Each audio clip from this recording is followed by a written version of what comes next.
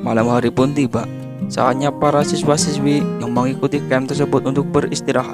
Alice yang saat itu masih menyimpan ponselnya mencoba memainkan game kesukaannya untuk mengisi waktu luangnya karena belum bisa tidur. Lalu tiba-tiba dia terkejut dan panik saat ponselnya berbunyi dan bergetar gara-gara game over. Karena paniknya, dia pun mencoba untuk membungkam ponselnya di antara kedua bahannya. Melihat situasi masih terkendali, dia pun mengangkat kembali ponselnya dan mengubah mode menjadi mode getar saja. Lalu Alice memikirkan sebuah ide yang bikin kalian happy.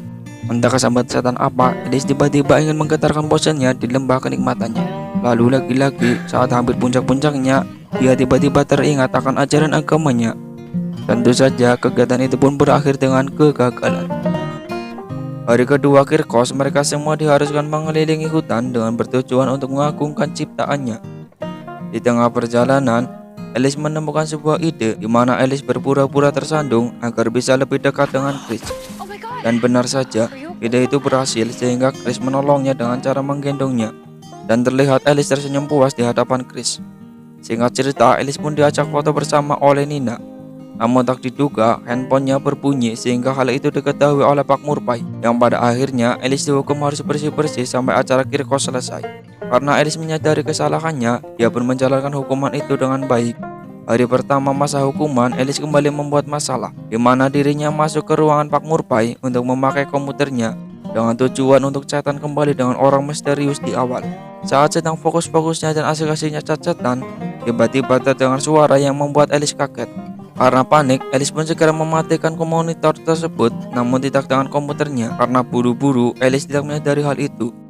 Alhasil ketika makan siang, Pak Murphy pun bertanya tentang siapa yang telah memakai komputernya, dan sudah pasti tidak ada yang mau mengaku. Karena masa hukuman masih panjang, seperti biasa Alice melakukan bersih-bersih, namun Wen malah mencari masalah dan membuang sampah secara berceceran tepat di depan mata Alice, sehingga terjadilah sebuah pertengkaran. Tak lama Pak Murphy pun datang untuk melerai mereka.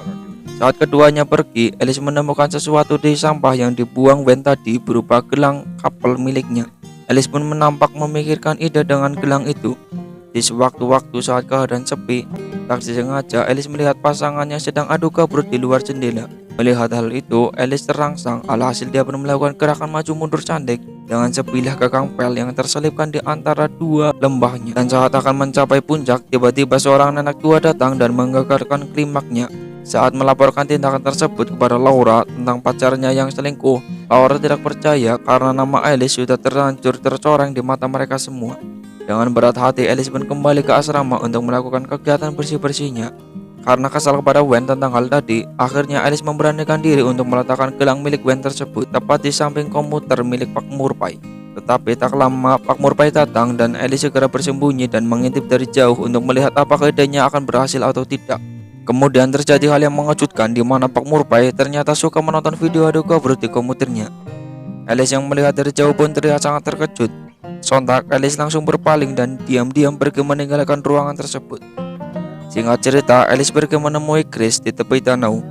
Tak menunggu waktu lama, situasi pun berubah menjadi romantik drama, di mana mereka berdua melakukan adu kabrut, dan karena takut keremblong, Chris pun pergi.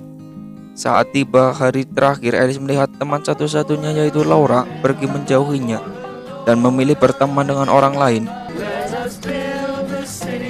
Saat sedang asik ngobrol, terlihat Wen dibawa ke kantor oleh Pak Murphy dan entah apa yang terjadi. Tiba saatnya upacara terakhir, mereka diminta untuk menceritakan semua pengalaman mereka. Tak lama Laura datang dan meminta maaf atas semuanya, termasuk tuduhannya kepada Alice tentang dia yang memakai komputer Pak Murphy. Karena faktanya Wen lah yang menggunakan komputer tersebut. Dan tentang mensauskan selada, Wen juga sengaja mengarang cerita tersebut untuk menyembunyikan identitas sebagai Guy.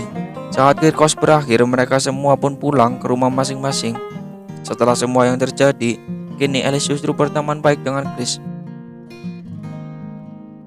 Dan kini Alice melewati hari-harinya dengan menonton film Titanic pas adegan mobil bergoyang. Tanpa basa-basi, dia pun memasukkan tangannya dan film pun tamat. Oke, mari kita bahas inti penting dari alur film kali ini. Film ini berpesan bahwa sebagai seorang remaja yang sedang mencari jati diri, Cukup wajarlah jika melakukan sebuah kesalahan. Toh, semua orang juga pernah melakukan sebuah kesalahan.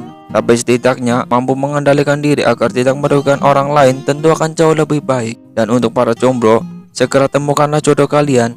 Karena apa? Karena daging yang terbelah jauh lebih nikmat daripada telapak tangan.